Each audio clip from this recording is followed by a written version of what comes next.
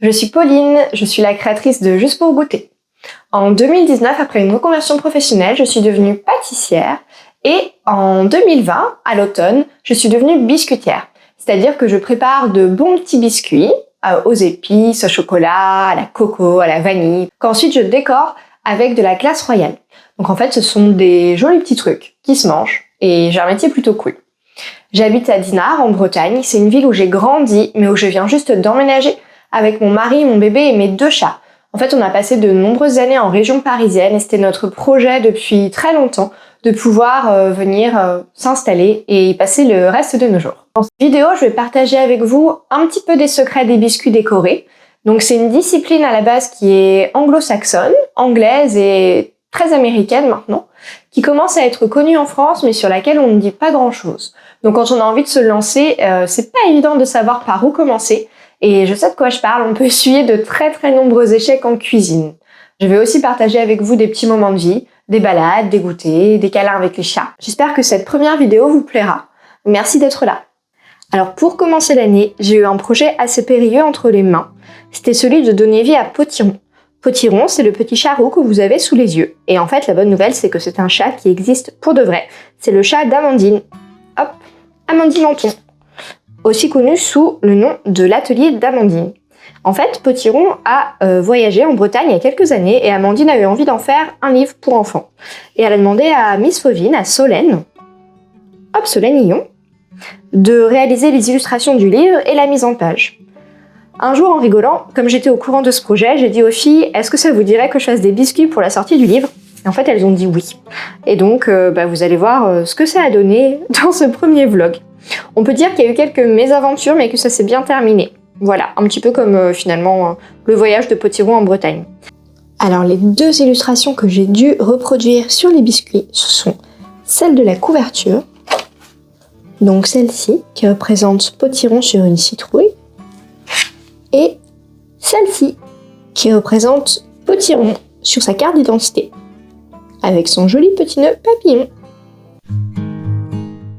La première étape pour réaliser cette fournée de biscuits, ça a été d'abaisser la pâte. C'est tout le travail que vous me voyez faire avec le rouleau. C'est quand on sort le bâton du frigo et qu'on commence à jouer avec le rouleau pour lui donner l'épaisseur souhaitée. Voilà, alors le petit secret en fait c'est de faire tourner son bâton d'un quart ou d'un 1/8 de tour en fonction de son habileté à chaque fois pour obtenir l'épaisseur souhaitée. Donc là vous voyez sur la vidéo que je fais des biscuits quand même assez épais parce que je trouve ça plus savoureux et puis aussi que c'est plus solide au moment du transport. Donc là on a les petites têtes de Potiron.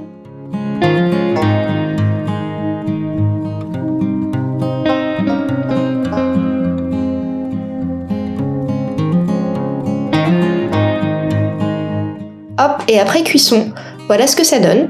Des biscuits bien gourmands. Il s'agit de biscuits aux épices. C'est ma recette la plus connue, je pense. Et qui sont bien dorés sur les côtés. J'ai ensuite commencé à glacer les contours de la petite tête de Potiron. Alors la qualité est pas géniale, mais promis ça s'améliore assez rapidement. Donc là vous me voyez faire le nœud papillon avec une consistance de glaçage assez épaisse. Puis je vais remplir progressivement avec une consistance plus liquide qui se répartit plus naturellement dans la forme dessinée.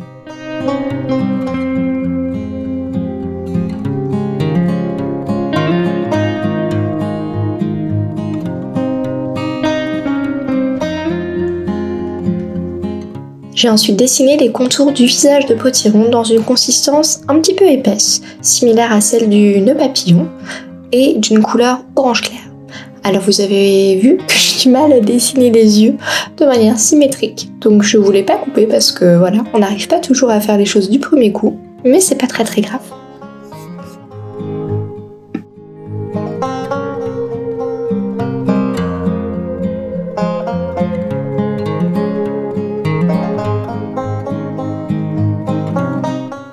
J'ai ensuite rempli les visages de Potiron avec une consistance assez liquide, dans une teinte orange clair, qui me permettra de dessiner des contrastes au pinceau par la suite. Je précise que bien sûr tout ça c'est des choses qui sont faites en vitesse accélérée, ça ne va pas aussi vite dans la vraie vie.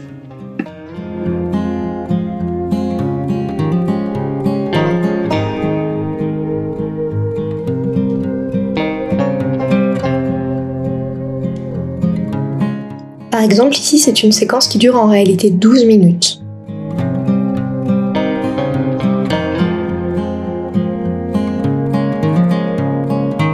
Après avoir fait ressortir les yeux de Potiron en utilisant de la glace royale assez épaisse autour des yeux, j'ai ensuite peint les rayures. Alors avec un mélange de colorant alimentaire et d'alcool qui permet en fait à la couleur de s'évaporer assez rapidement sans qu'il y ait d'humidité qui entre dans le biscuit et qui abîme la consistance de la glace royale.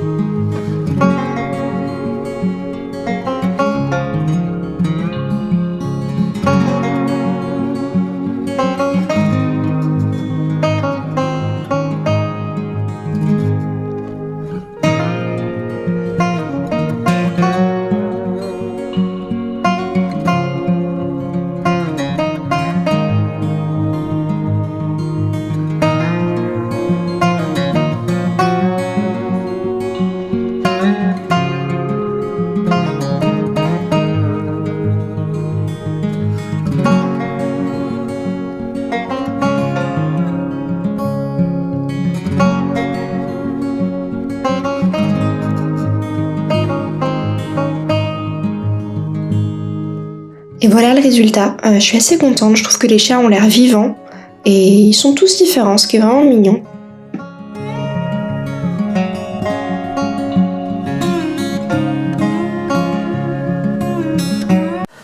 Bon, me revoilà après une matinée de désillusion complète. Je me suis rendu compte que la manière dont j'avais abordé le potiron sur potiron, donc le chat sur la citrouille, était pas du tout la bonne. En fait, avec notre déménagement, la mise en place de la maison et tout ça, j'ai pas pris le temps de faire d'essai, ce que je fais d'habitude, et je m'en mords les doigts. Mais bon, c'est la vie. C'est comme ça, et donc en fait j'ai passé genre 1h30 à essayer de faire fonctionner le truc pour avoir un résultat, je pense, digne d'un enfant de 5 ans.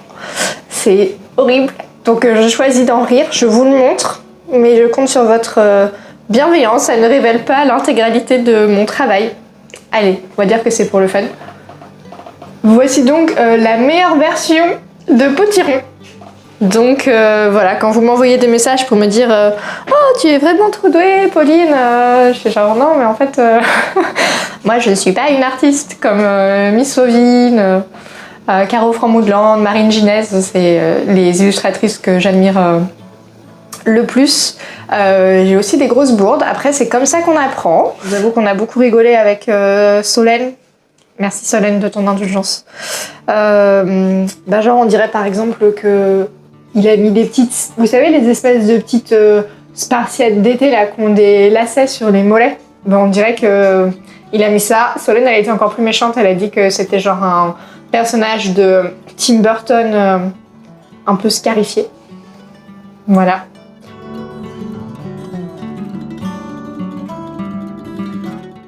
Pour me détendre, j'ai eu envie de faire des cookies.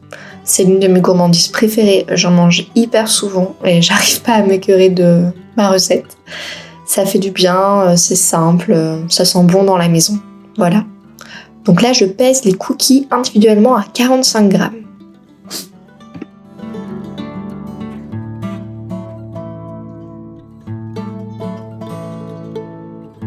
Après cuisson, ils sont tout moelleux, tout fragiles et il faut les laisser refroidir environ 1 heure avant de les toucher.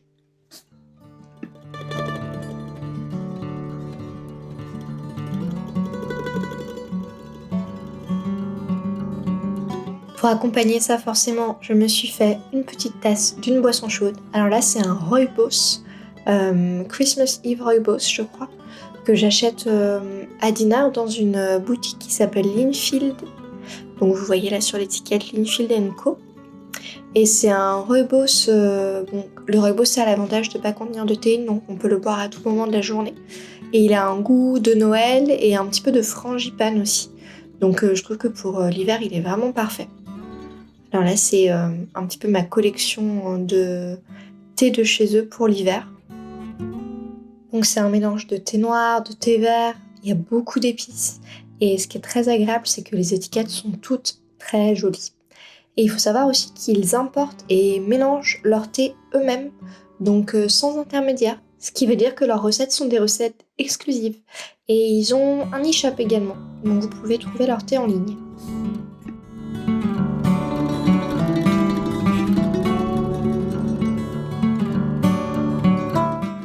Pour vraiment passer un bon moment, j'aime utiliser de la jolie vaisselle. Donc là, je verse mon rooibos dans ma théière à fleurs. C'est ma maman qui me l'avait offert il y a plusieurs années maintenant pour un Noël. Et elle l'avait d'ailleurs trouvé dans la boutique dont je viens de vous parler, chez Linfield. La tasse avec les macareux, elle vient d'Angleterre, de Cornouailles. C'est un trésor de voyage. Et l'assiette, ça vient de la famille de mon mari, c'est de la sarreguemine d'Alsace. Il y a des petits oiseaux bleus dessus. Et j'aime quand tout est dépareillé. J'aime l'idée qu'on puisse recréer nos services de vaisselle au gré des envies et que ce ne soit pas trop figé, pas trop sérieux en fait.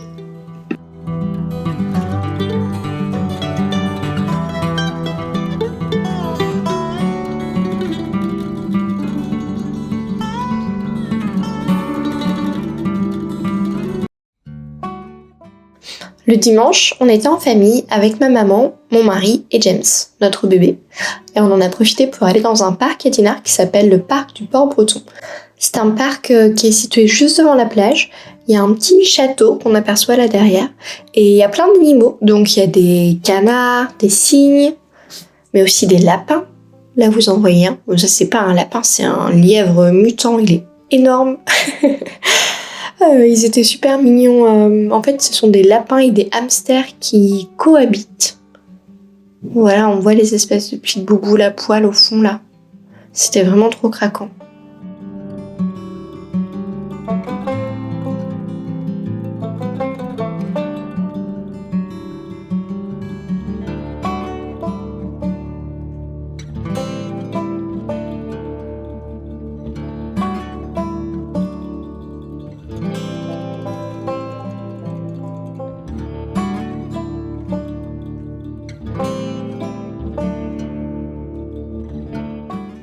Et ce qui est assez incroyable dans ce parc, c'est qu'en fait c'est gratuit. Donc c'est ouvert à tous toute la semaine. Et il y a vraiment pas mal d'animaux, il y en a encore plus que ce que je vous ai montré. Il y a des faons, il y a des biches, il y a des paons, il y a des ânes. Enfin, voilà, c'est un très très bel endroit.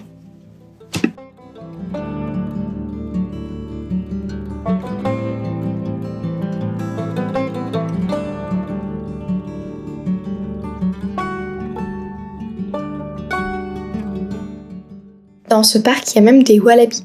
Ce sont les espèces de petits kangourous que vous apercevez.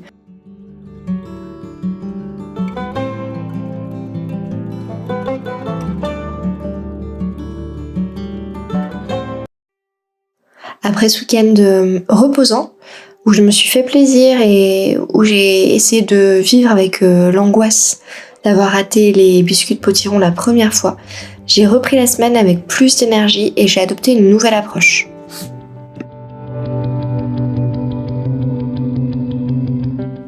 Donc là, je suis en train de créer en fait un ciel sur lequel va s'insérer potiron par la suite, ce qui donnera du relief au biscuit.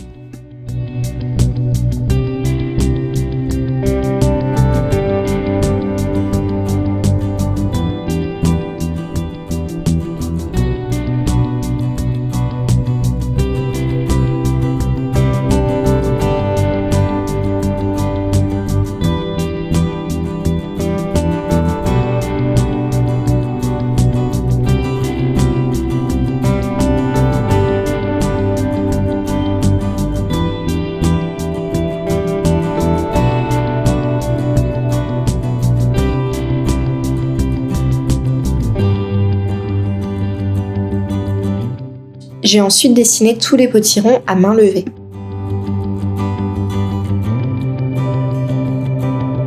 C'est pas une mince affaire parce que moi je ne suis pas du tout une dessinatrice née. J'ai pas ce talent en fait. Donc c'était courageux de ma part de me lancer dans cette mission, mais je suis contente de l'avoir fait parce que on voit que ce sont des chats déjà, hein, et puis finalement ça fait des potirons uniques. Donc j'aime bien cette idée, ça me plaît.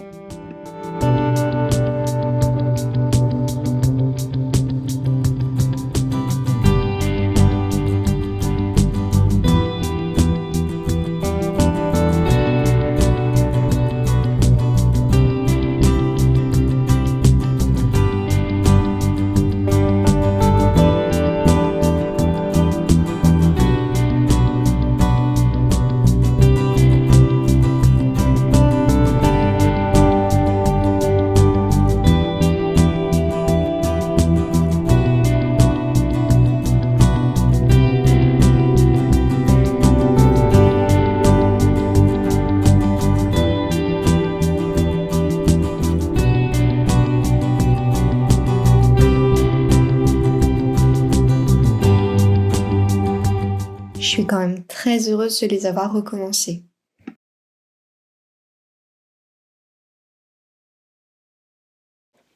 L'une de mes autres missions en début d'année, ça a été d'organiser mon bureau. Il n'est pas encore à 100% comme je le souhaite, mais il est déjà bien. Donc là, vous voyez mon déshydrateur. C'est ce que j'utilise pour faire sécher les couches de glaçage en superficie, puis pour travailler plus rapidement. Là, c'est mes petites bricoles, le petit carnet que j'utilise cette année pour mon projet de livre. En dessous, c'est mon petit agenda.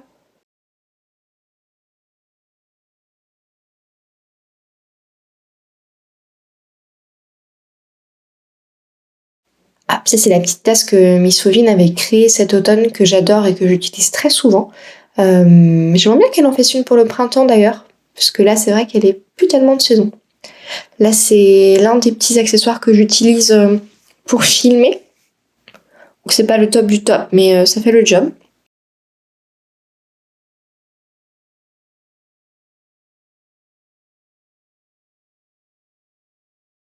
Là on a mon CAP, mon diplôme de pâtissière. Les petites cartes, bon vous aurez reconnu Caro from Woodland.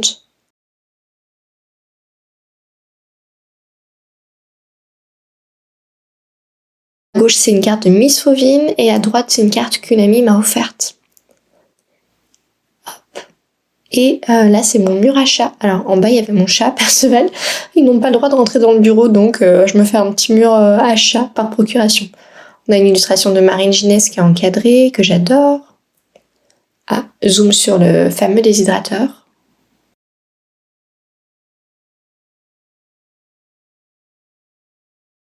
À droite, le frigo va bouger parce qu'il est beaucoup trop grand et je me sers pas de tout ça, en fait, ça sert à rien.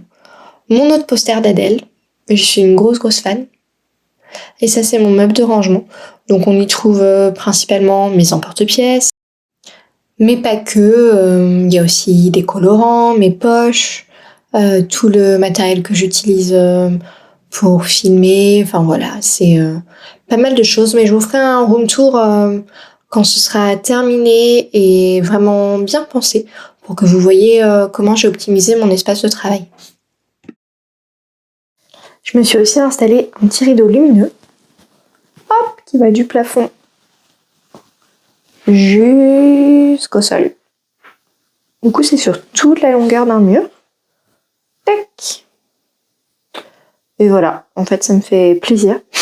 C'est tout bête, mais ça me met de bonne humeur quand j'allume l'interrupteur et que ping, toutes les petites loupiottes se mettent en place. Alors je l'ai trouvé sur Amazon, c'est un truc que j'ai depuis notre mariage, donc ça fait plusieurs années, mais ça se trouve assez facilement si vous trouvez ça sympa.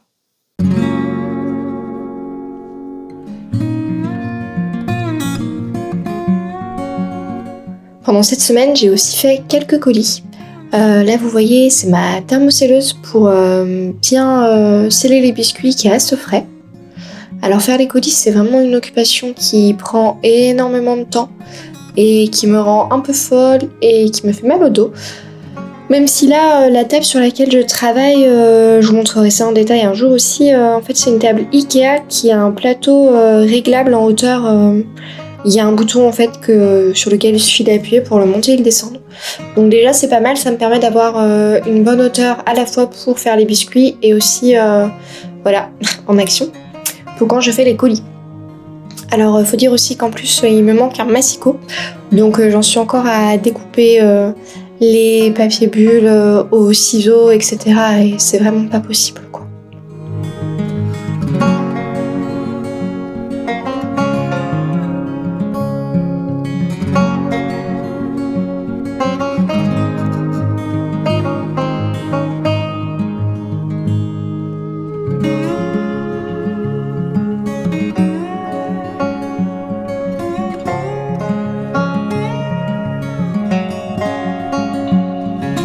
Et là, c'est une petite vue de ce qui se passe dans le colis quand j'emballe.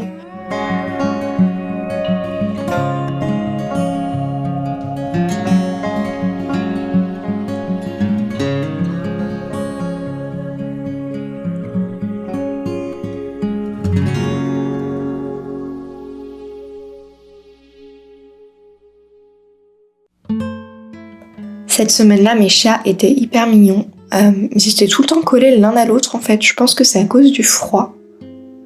Donc on entre dans une pièce et on les retrouve comme ça. À gauche c'est Rowena, c'est une petite sacrée de Birmanie. Et à droite c'est Perceval, c'est un ragdoll. Et ce qui est super mignon c'est que James, notre bébé, il est fou des chats aussi. Surtout de Rowena, à qui il fait des gros câlins.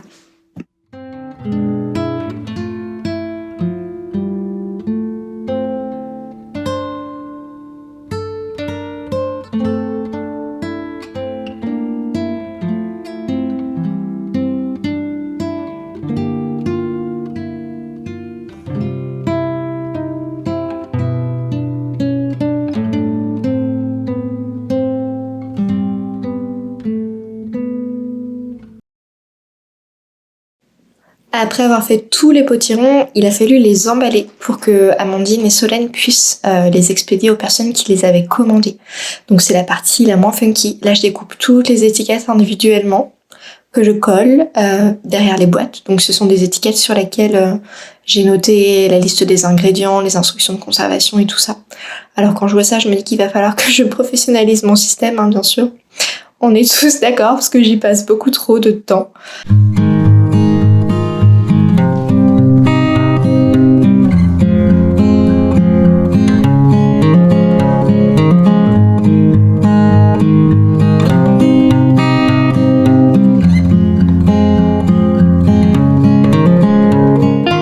Et là, j'installe tous les biscuits dans leur petit cocon. Donc il y a du papier bulle plié en 3, du frichti, le biscuit, du papier de soie et enfin un petit masking tape pour que la boîte ne s'ouvre pas. Alors c'est long, c'est laborieux, mais ça compte pour que le biscuit arrive intact et que vous ayez plaisir au moment du déballage.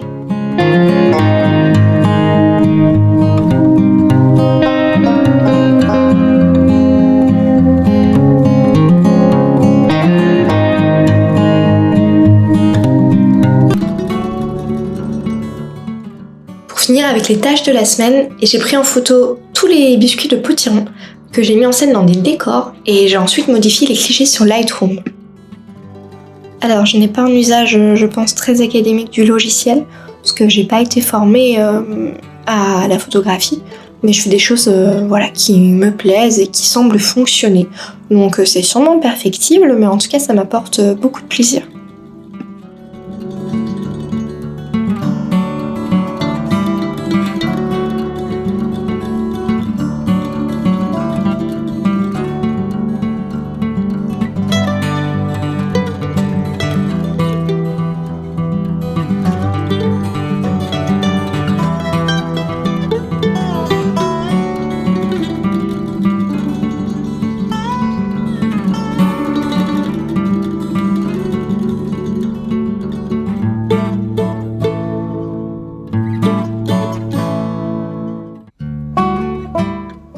Comme j'avais bien bossé, on est allé se balader samedi à Cancale. C'est une petite ville qui se situe en baie du Mont-Saint-Michel et qui est connue pour ses huîtres.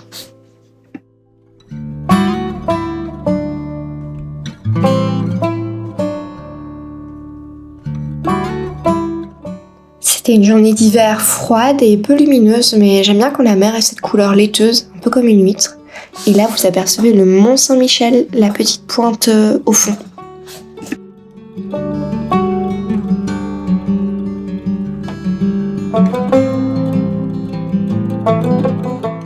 C'est vraiment un bel endroit à découvrir si vous passez dans le coin de la Côte d'Emeraude, de la baie du Mont-Saint-Michel. Bon, l'été, il y a beaucoup plus de monde, bien sûr, mais les couleurs, ils sont splendides et il ne faut pas hésiter à monter dans les hauteurs parce qu'on a un panorama incroyable. Et voilà, c'est déjà la fin de ce premier vlog. Donc pour résumer ces 2 premières semaines de travail du mois de janvier, je dirais que ça a été assez intense émotionnellement. J'ai voulu me lancer dans plein de choses nouvelles, un petit peu laborieuses. Donc par moments, j'avais du mal à me concentrer sur la tâche que j'étais en train de faire, voilà, au moment même en fait, parce que j'avais l'esprit qui papillonnait, qui réfléchissait à toutes les autres choses que je voulais faire. Par exemple, quand je faisais les biscuits, je me disais qu'il fallait aussi que je commence à apprendre à monter le vlog. Et voilà, c'était un petit peu dur du coup de me concentrer, de pas être parasitée par l'envie de faire 1000 choses à la fois. J'ai eu aussi un petit moment de doute, vous l'avez vu, par rapport aux biscuits de potiron, parce que j'ai raté toute une fournée qui a terminé à la poubelle. Et c'est vrai que ça faisait quelque temps que j'avais pas touché à la glace royale. Et en fait, je pense que c'est comme lorsque les artistes que je suis, Solène Nyon, Miss Wovine ou Caro Froment-Modeland, disent que après avoir laissé les pinceaux de côté pendant un moment, elles ont du mal à s'y remettre.